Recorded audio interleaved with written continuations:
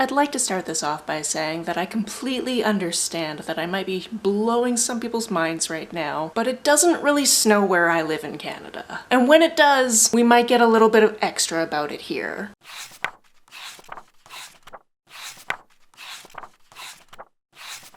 And I'm not even talking about it snowing a lot, I'm just talking about the fact that it snowed, it's pretty, and that's what's inspired this reading vlog. This is the amount of snow we're talking about. So since we've gotten snow on Vancouver Island, which like I said doesn't happen very often, I'm gonna read a couple of snowmances. Hopefully before all the snow goes away. What's a snowmance, you might be asking? Well, it's something I just made up in my head, although somebody has probably come up with the term before me, and that's snowy romances. So I have two out from the library right now, one in physical form, and that's Most Wonderful.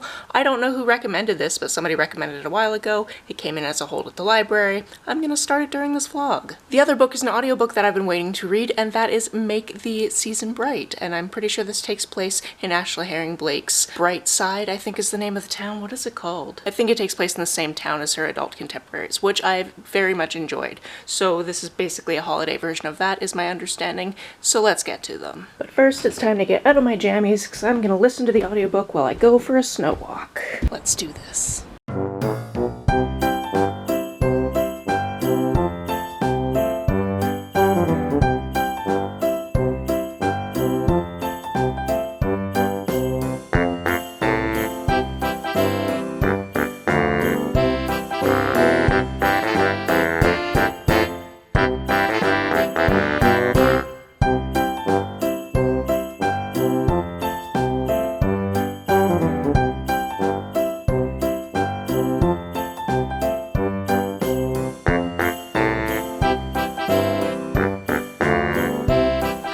So far I've found out that I don't think this is connected to, I think it's Bright Falls is the series, which is fine, although there is a character named Brighton, so who knows.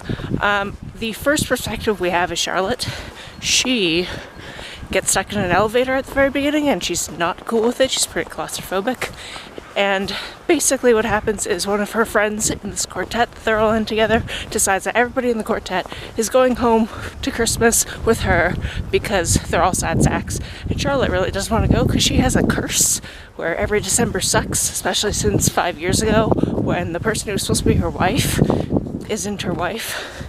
And now we're getting the perspective of Brighton, who lives in Nashville and is really, really bitter because she was in a trio, like a musical trio, and they're real popular right now, but she's not in it anymore. This other girl took over with this song she can't stand. That group is called the Katies, and I called it, I was like, I bet all the founding members have the middle name of Catherine, and they did. Now I just want to know how it was spelled, because I want to know if it's spelled the way I spell it. Okay, keep going.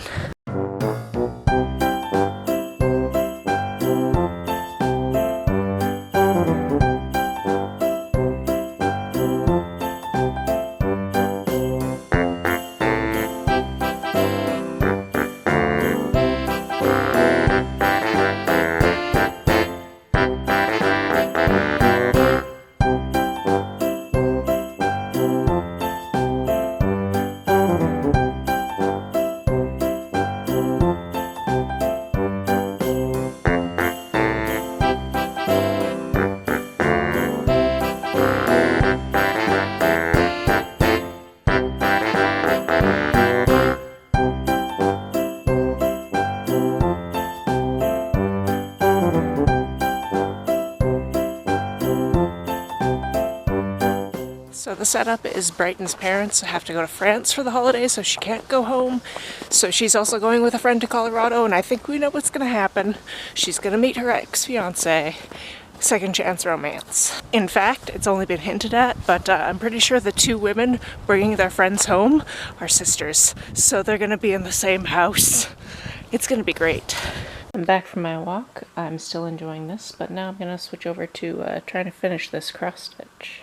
Alright, it's the next morning, but there's still snow, fortunately. I've almost finished my cross stitch, but I have actually finished Make the Season Bright, and this was just as adorable as I thought it was going to be. I've loved everything I've ever read by this author, so I knew that I was going to love this as well, and I did, so that's excellent. I really loved how these characters needed to come back to each other and learn how to actually fully hear each other and get off their chests the terrible things that had happened in their past, and then go through that, and also strengthen relationships they had with their friends.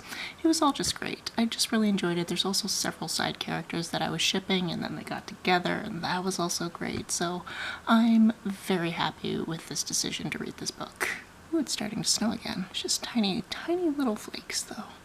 Anyway, that means that now I have to start on Most Wonderful. I was actually getting worried that I wouldn't finish these books before the snow melted, because like I mentioned, we don't usually get a lot of snow here. But I think I'm gonna be able to do it because, well, I'll show you the snow, the backyard. See, it's still there.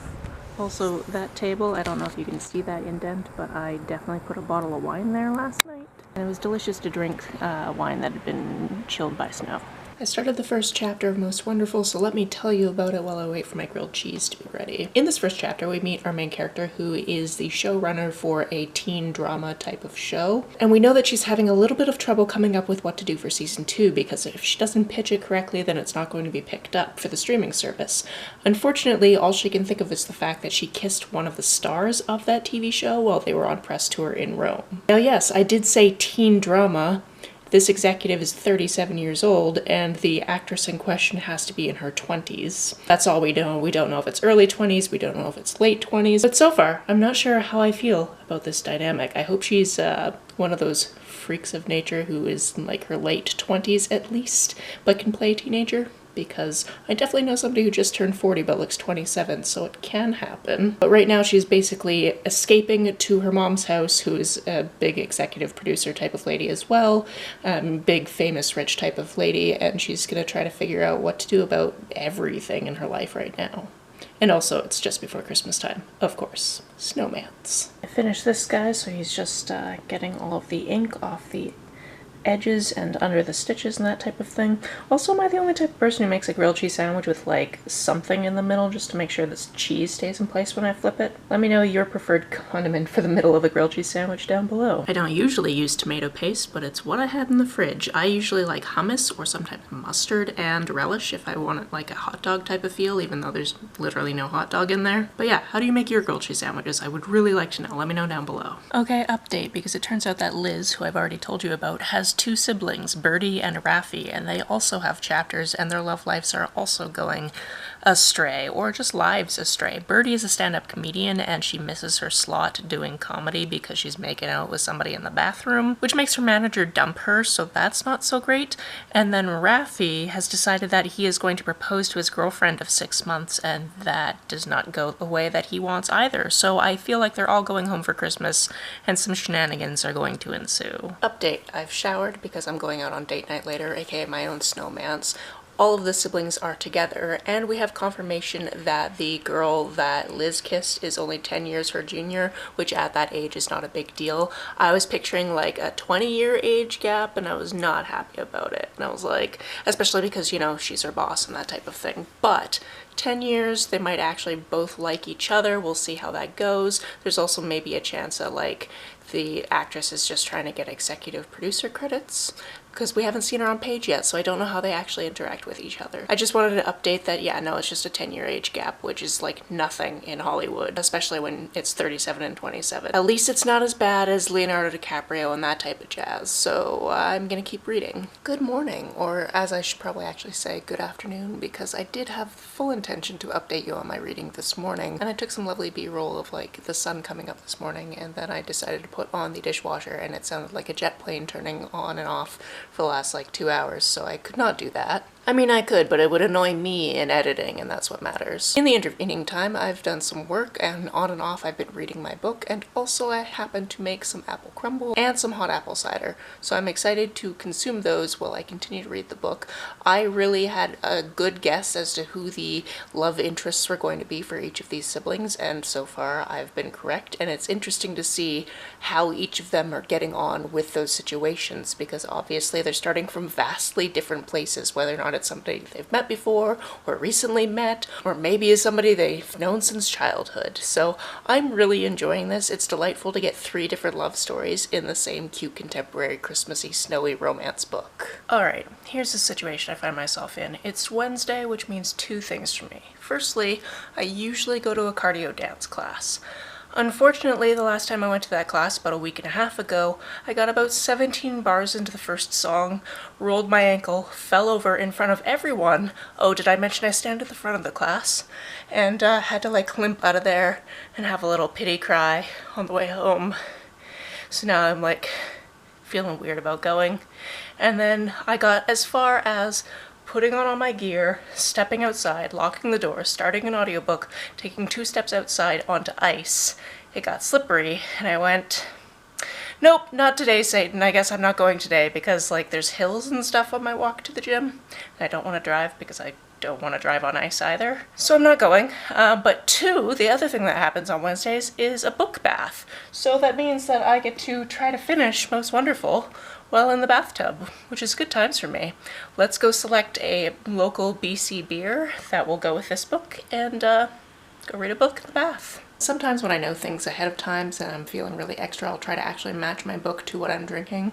This is not one of those times. I had 7 beers that I had stocked up in the fridge from local breweries, and I'm just picking the one that I've had in there the longest, for no particular reason. Besides, it's a Russian Imperial Stout, and Russia always makes me think of snow, even though the only time I've ever been to Russia was in the middle of summer, so there was no snow. It's called Stoutnik.